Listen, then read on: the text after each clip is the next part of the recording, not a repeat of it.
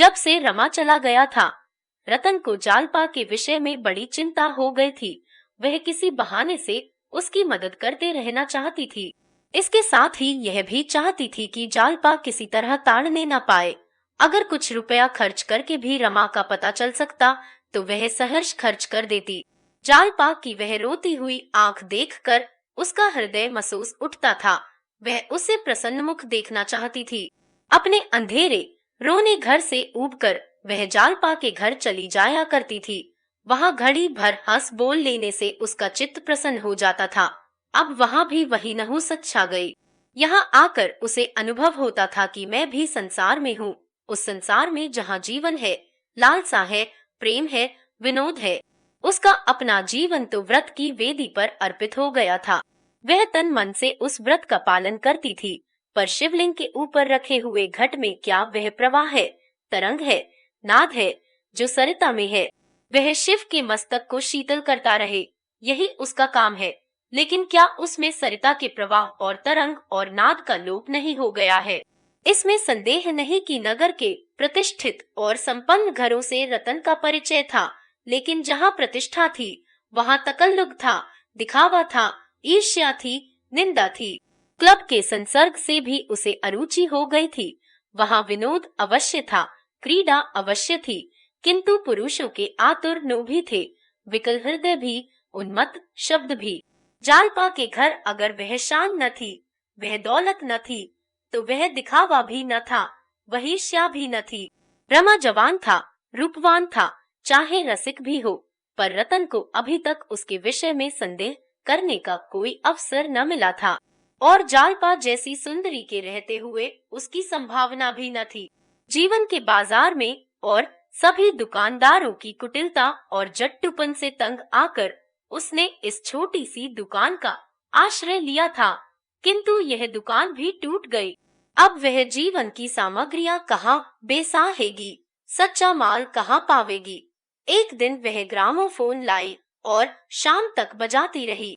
दूसरे दिन ताजे मेवों की एक कटोरी लाकर रख गई। जब आती तो कोई सौगात लिए आती। अब तक वह जागेश्वरी से बहुत कम मिलती थी, पर अब बहुधा उसके पास आ बैठती और इधर उधर की बातें करती। कभी कभी उसके सिर में तेल डालती और बाल गूंथती।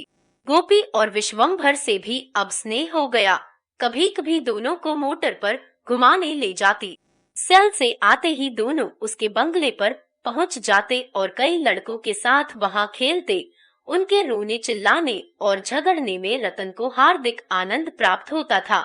वकील साहब को भी अब रमा के घर वालों से कुछ आत्मीयता हो गई थी। बार बार पूछते रहते थे, रमा बाबू का कोई खत आया, कुछ पता लगा? उन लोगों को कोई तकलीफ तो नहीं है?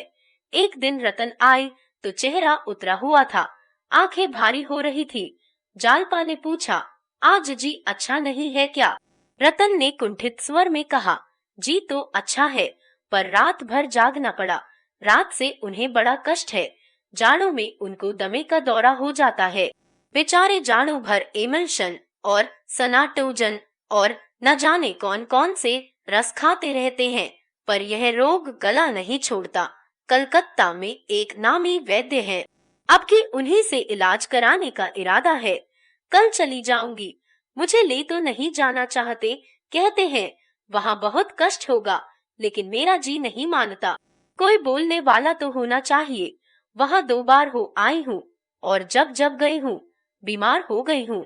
मुझे वहाँ जरा भी अच्छा नहीं लगता, लेकिन अपने आराम को देखूं या उनकी बीमारी को देखूं। बहन, कभी कभी ऐसा जी ऊब जाता है कि थोड़ी सी संखिया खाकर सो रहूं। विधाता से इतना भी नहीं देखा जाता। अगर कोई मेरा सर्वस्व लेकर भी इन्हें अच्छा कर दे कि इस बीमारी की जड़ टूट जावे, तो मैं खुशी से दे दूंगी। जालपा ने सशंक होकर कहा, यहाँ किसी वैद्य को नहीं बुलाया। यहाँ आके वैद्यों को देख चुकी हूँ बहन, अवैद्य डॉक्टर सबको देख चुकी। तो कब तक आओगी? कुछ ठीक नहीं, उनकी बीमारी पर है। 1 सप्ताह में आ जाऊं, महीने 2 महीने लग जाएं, क्या ठीक है, मगर जब तक बीमारी की जड़ न टूट जाएगी न आऊंगी। विधि अंतरिक्ष में बैठी हंस रही थी। जालपा मन में मुस्कुराई। जिस बीमारी की जड़ जवानी में न टूटी, बुढ़ापे में क्या टूटेगी, लेकिन इस सदिच्छा से सहानुभूति न रखना असंभव था। बोली, ईश्वर चाहेंगे तो वह वहां से जल्द अच्छे होकर लौटेंगे। बहन, अतः उमा भी चलती तो बड़ा आनंद आता। जालपा ने करुण भाव से कहा, कया चलो बहन, जाने भी पाऊं। यहाँ दिन भर यह आशा लगी रहती है कि कोई खबर मिलेगी। वहाँ मेरा जी और घबराया करेगा। मेरा दिल तो कहता है कि बाबूजी कलकत्ता में हैं। तो वो जरा इधर उधर खोजना, अगर कहीं पता मिले तो मुझे तुरंत खबर देना। यह तुम्हारे कहने की बात नहीं है जालपा, यह मुझे मालूम है। खत तो बराबर भेजती रहोगी। हाँ अवश्य, रोज नहीं तो अंतरे दिन जरूर लिखा करूंगी, मगर तुम भी जवाब देना। जालपा पान बनाने लगी।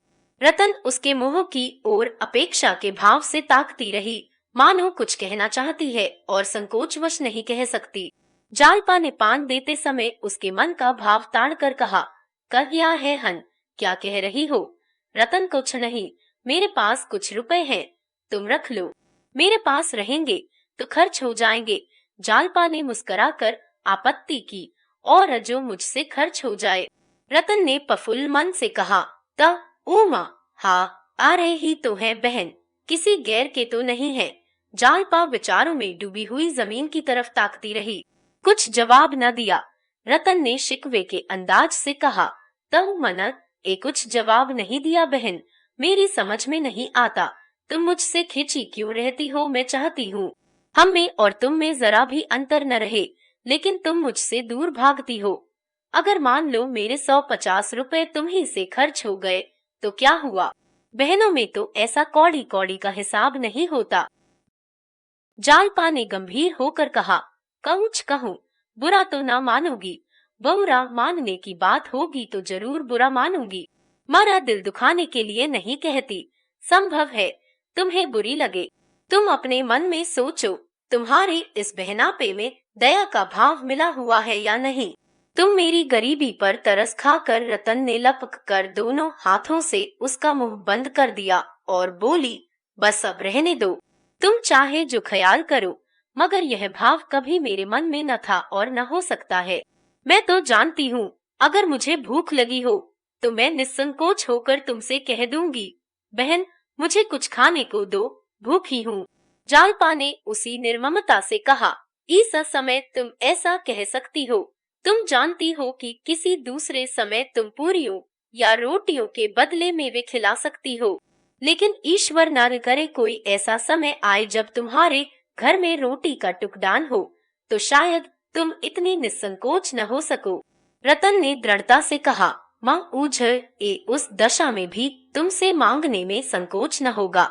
मैत्री परिस्थितियों का विचार नहीं करती, अगर यह विचार बना रहे तो समझ लो मैत्री नहीं है। ऐसी बातें करके तुम मेरा द्वार बंद कर रही हो। मैंने मन में समझा था तुम्हारे साथ जीवन के दिन काट दूंगी, लेकिन तुम अभी से चेतावनी दिए देती हो, अभागों को प्रेम की भिक्षा भी नहीं मिलती। यह कहते कहते रतन की आंखें सजल हो गई।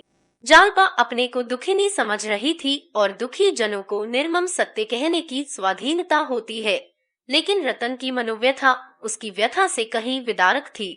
जालपा के पति के लौट आने की अब भी आशा थी। वह जवान है, उसके आते ही जालपा को ये बुरे दिन भूल जाएंगे।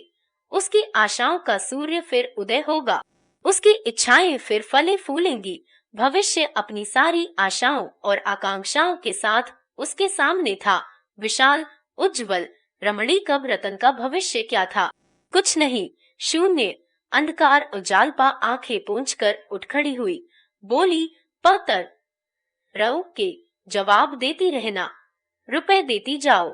रतन ने पर्स से नोटों का एक बंडल निकालकर उसके सामने रख दिया, पर उसके चेहरे पर प्रसन्नता न थी। जालपा ने सरल भाव से कहा, कर अब बुरा मान गई। रतन ने रूठे हुए शब्दों में कहा, बुरा मानकर तुम्हारा क्या कर लूंगी। जालपा ने उसके गले में बाहें डाल दी, अनुराग से उसका हृदय गदगद हो गया। रतन से उसे इतना प्रेम कभी न हुआ था। वह उससे अब तक खिंचती थी, ईर्ष्या करती थी। आज उसे रतन का असली रूप दिखाई दिया। यह सचमुच अभागिनी है और मुझसे बढ़कर। एक क्षण बाद रतन आंखों में आंसू और हंसी एक साथ भरे विदा हो गई।